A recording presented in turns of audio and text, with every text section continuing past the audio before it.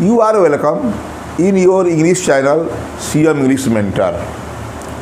Today I am going to tell you some important rules of conjunctions part 3rd.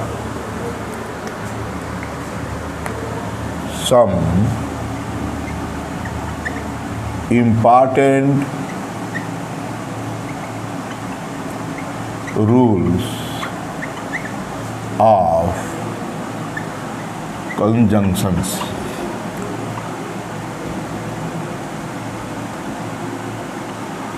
Part 3rd, 2 part में लगभग 11 rules में बता चुका हूँ। मैं उसमें 2 वीडियोज में मैंने कोरिलेटिव कंजंक्शन के बारे में लगभग बताया हूँ और रूल नंबर 12 से मैं शुरू कर रहा हूँ सच और एज से। सच एज, इसका यूज मैंने रिलेटिव प्रोनाउन किया है। सच एज, सच एज का अर्थ बता दूं, का प्रयोग ऐसा या ऐसी। सच का हो गया ऐसा या ऐसी, और आगे एज के लिए क्या होगा, जो जिसे या जिसको। देखा, जो जिसे जिसको के अर्थ में कंजंक्शंस के रूप में किया जाता है।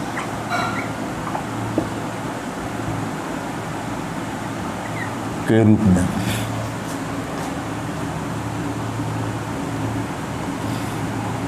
किया जाता है। जैसे सच एज, बताओ पहले। I saw such a blind man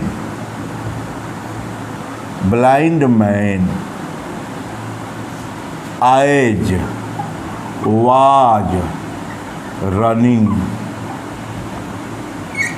on the road.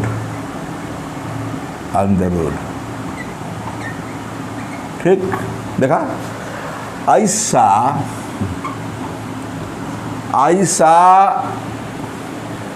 A blind man, मैंने किसी अंधे व्यक्ति को देखा जो था दौड़ रहा। कहाँ? ऑन द रोड, सड़क पर, जो सड़क पर दौड़ रहा था। मैंने ऐसा किसी अंधे व्यक्ति को देखा जो सड़क पर दौड़ रहा था। याद रहे, जब रिलेटिव प्रोनाउन बताया जाता है, जब बताया जाता है कि मैं व्यक्तियों के लिए यहाँ हूँ, क्या प्रयोग होना है? हु का। व्यक्तियों के लिए, स्त्री पुरुष हो तो व्यक्तियों के लिए यह हु का प्रयोग करते हैं, वस्तुओं के लिए व्हिच का प्रयोग करते हैं, यही बताया जाता है।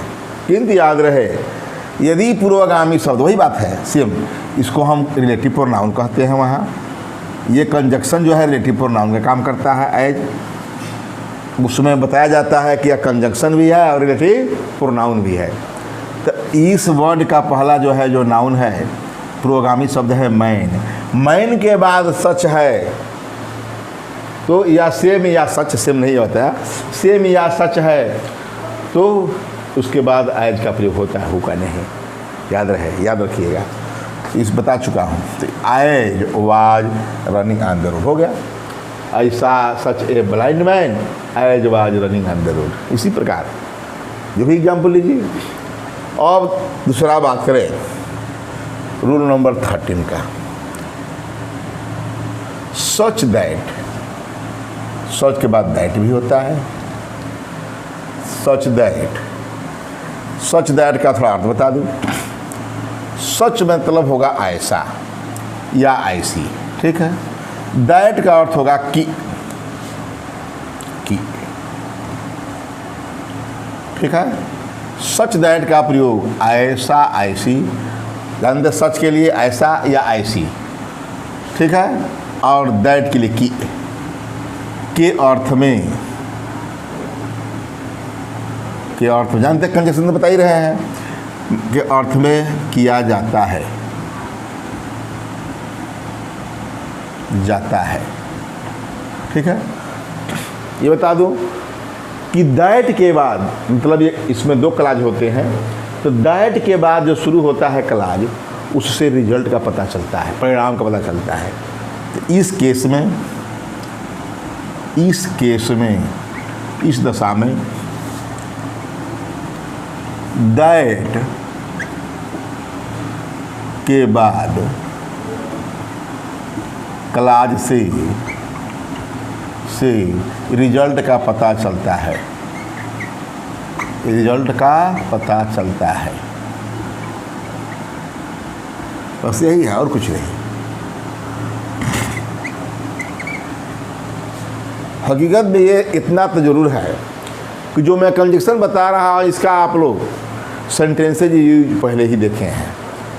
भाई कंजक्शन है, एंड है, बट है, यहाँ दैट का प्रयोग हो, ऐसा तो सच दैट का प्रयोग बहुत होता है। अब ये क्या है पता नहीं चलता। आज कंजक्शन में देख रहे हैं कि सच और दैट दोनों क्या कंजक्शन काम कर रहे हैं। जैसे मैं कहूँ कि it was such a darkness night, ये सच ए डार्कनेस नाइट, या ये भी कह सकते हैं it was such a cold night, एक कोल्ड नाइट, ठंडी रात। ठीक, it was such a cold night that I stopped to go out, I stopped going out, जीवन का प्रयोग होता है, गोइंग आउट।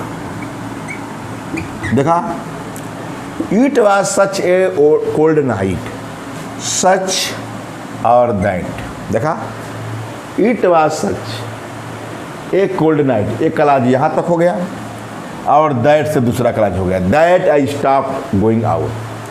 यह ऐसा, ऐसा या ऐसी, ऐसी रात, ठंडी रात ही, इस यहाँ इट का यह नहीं लेना है, ये इंट्रोड्यूस कर रहा है सेंटेंस को। तो इट वाज सच ए, इसे नेचुरल घटनाओं के लिए इट का प्रयोग किया जाता है, टाइम के लिए किया जाता है। It was such a cold night that की, तो क्या कहा, ऐसा या ऐसी, ऐसी ठंडी रात थी कि आई स्टॉप्ड गोइंग आउट, मैं बाहर जाना रोक दिया। मतलब ये रिजल्ट है कि नहीं बताइए। वो ठंडी रात नहीं होती, मतलब जनवरी की रात थी, ऐसी नहीं होती तो मैं बाहर जरूर जाता। इसका परिणाम है, यही रिजल्ट है। क्या है, ये रिजल्ट है। दैट के बाद जो है रिजल्ट का पता चलता है, यही बताया और कुछ नहीं है इसमें। और इसका रूल नंबर 14 में सच दैट होता है। भाई सच, एज, सच दैट और सच, सच के बाद खाली स्थान के बाद दैट, बीच में दो क्लाजेज का, और मैं बात करूँ सच दैट साथ में लगा हुआ है। ठीक है, कितना अंतर है इसका। सच दैट का प्रयोग ऐसा कि, सच दैट डालें, सच दैट का प्रयोग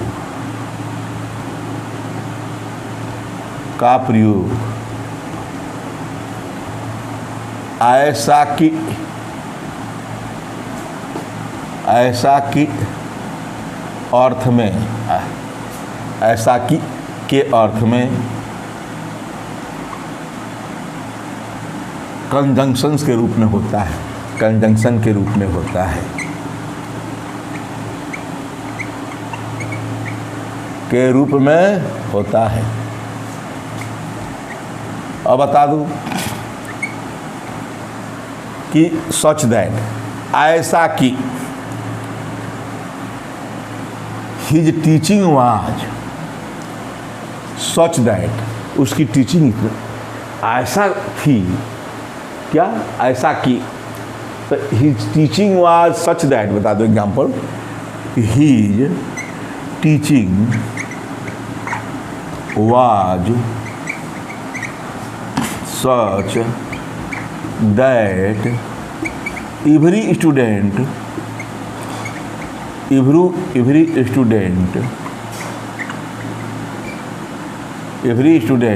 liked him या began to praise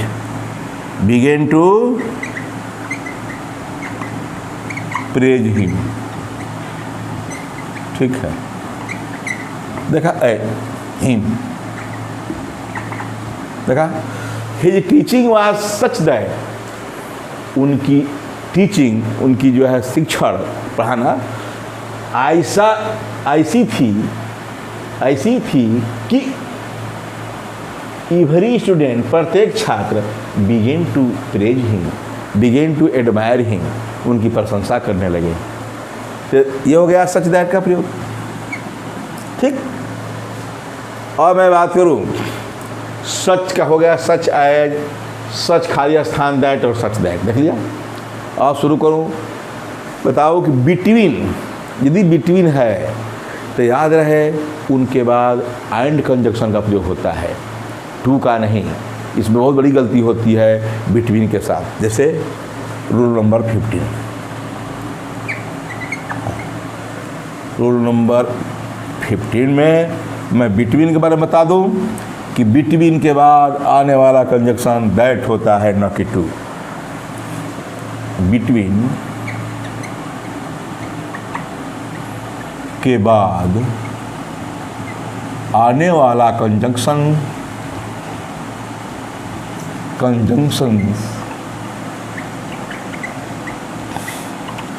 दैट होता है,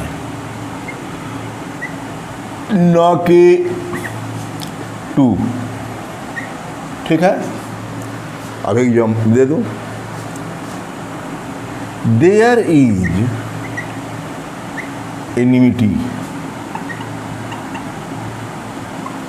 between India and Pakistan.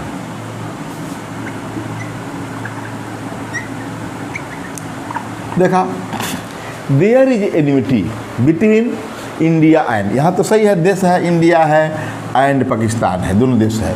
And लग गया, कोई चिंता नहीं, गलती नहीं हो रहा है, क्योंकि भाई देश है India and Pakistan, India and China, मतलब हम लोग इसे बोलते हैं भारत और जो Sri Lanka.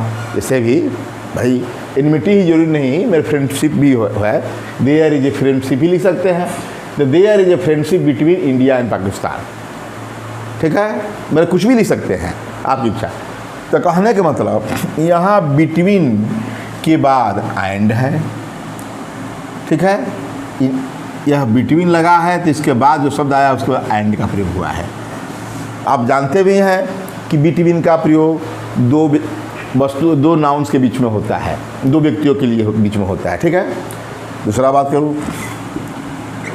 Contact us between 3 PM to 9 PM। अब लीजिए, contact us between 3 PM to 9 PM। ये तो हम लोग इतना बजे से इतना बजे तक के लिए हम 2 लगा ही देते हैं। याद रहे 3 PM 3 बजे से 9 बजे के बीच में हमसे कांटेक्ट करो, हम लोगों से कांटेक्ट करो। नहीं contact us between 3 PM to 9 PM, ऐसा यूज हम लोग करते हैं। ये टू का प्रयोग हमेशा हो ही जाता है, क्योंकि इसके पहले फराम लगा रहता है, तब टू का प्रयोग करते हैं। याद रहे, इसके पहले फराम है तब टू का प्रयोग होगा। यहाँ तो अच्छा लगा, एंड लग गया, लेकिन यहाँ तो टू उचित लग रहा है, लेकिन यह सरासर गलत है। हमको क्या करना है, contact us between 3 PM, PM का इस्तेमाल से भी लिख सकते हैं, PM एंड 9 PM। ठीक है, कॉन्टैक्ट अस बिटवीन तो बिटवीन के बाद जो है एंड का प्रयोग हुआ है, यही सत्य है, इसी को देखना है। न तो भूल बस ये हो जाता है, क्यों लगी जाना है टाइम है तो यहाँ तो जैसा है एंड। कहने का मतलब कि बिटवीन के बाद आने वाला कंजंक्शन दैट होता है।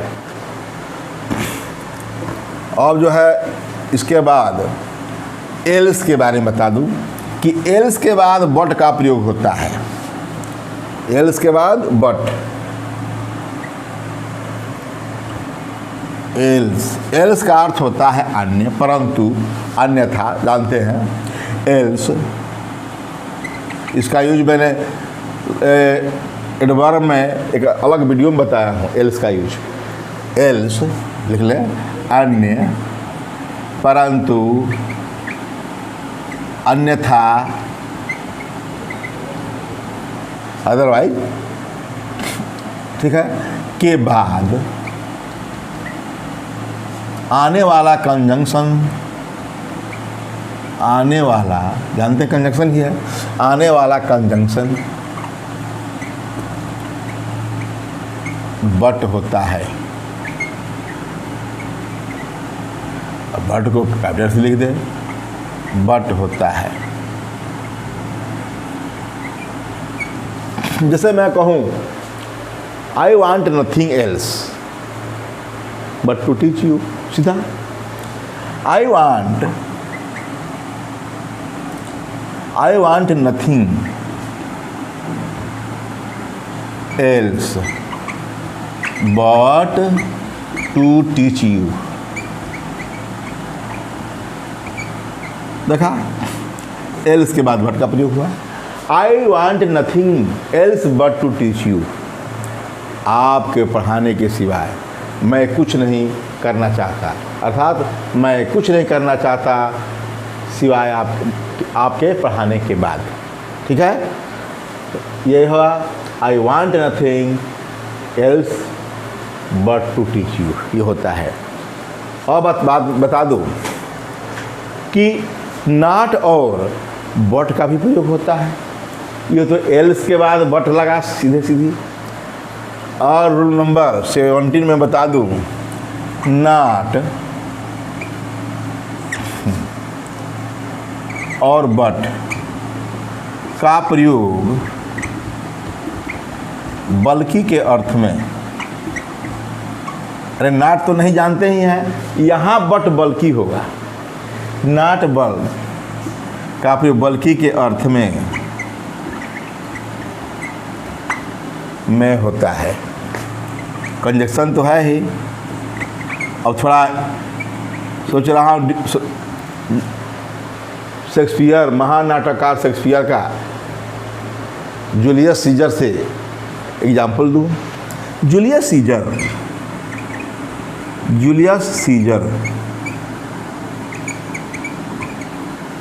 did not like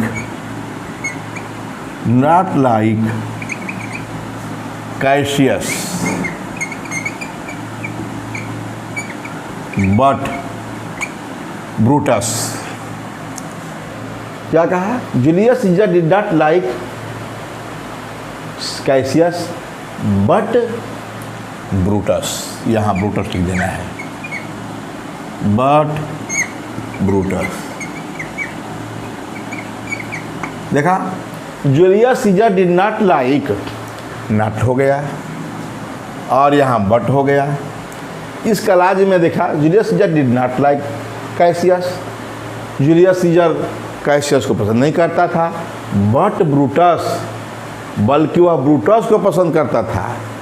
इसका अर्थ ये मत सोचिए कि लेकिन ब्रूटस नहीं, मतलब अर्थ ये हुआ कि Julius Caesar did not like Cassius, Julius Caesar Cassius को पसंद नहीं करता था, बट ब्रूटस, मत बल्कि जूलियस सीजर लाइक्ड ब्रूटस। देख रहे हैं इसका अर्थ। यहाँ मैं बल्कि कहा, बट का प्रयोग, तो बट का बहुत माने है कि जूलियस सीजर, यहाँ तो सही है, का स्पष्ट है, डिड नॉट लाइक नहीं पसंद करता था कैसियस को, बट ब्रूटस, इसका मतलब किंतु ब्रूटस, मतलब ब्रूटस को पसंद करता था। ठीक है, ये अर्थ है। इस प्रकार मैंने नॉट बट का प्रयोग बता दिया। और बता दूं, इसके बाद मैं बता दूं कि नॉट और नेवर के बाद आर का ओ आर का प्रयोग होता है, नार का नहीं। इसी को बताना है। 18 है या 19 जो भी है, रोल नंबर 18 जो भी, नॉट या नेवर, शुरू में नॉट या नेवर है, के बाद नॉट या नेवर के बाद नार आर ओ आर का प्रयोग होता है, प्रयोग होता है।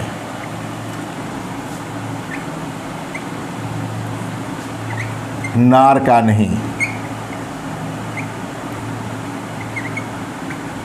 ऐसा क्यों नहीं होता, क्यों नहीं नार का प्रयोग होता, वही बता दूं कि नॉट या नेवर के बाद आगे नार का प्रयोग नहीं होगा, आर का प्रयोग होता है। क्यों? क्योंकि नॉट जानते ही हैं, नॉट और नेवर दोनों नेगेटिव मीनिंग रखते हैं। ये रूल नंबर 18 है, ये याद है। नेगेटिव मीनिंग रखते हैं।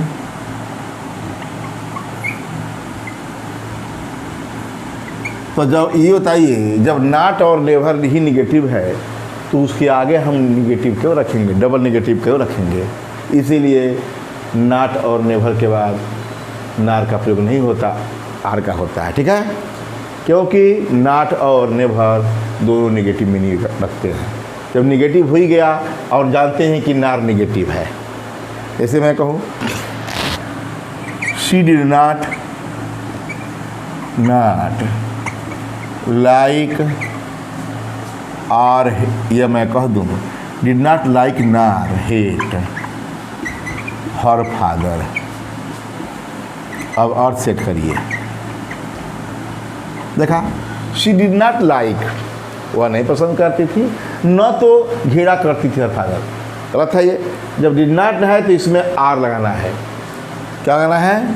She did not like or hate, उल्टा है लाइक आर हेट, अपोजिट।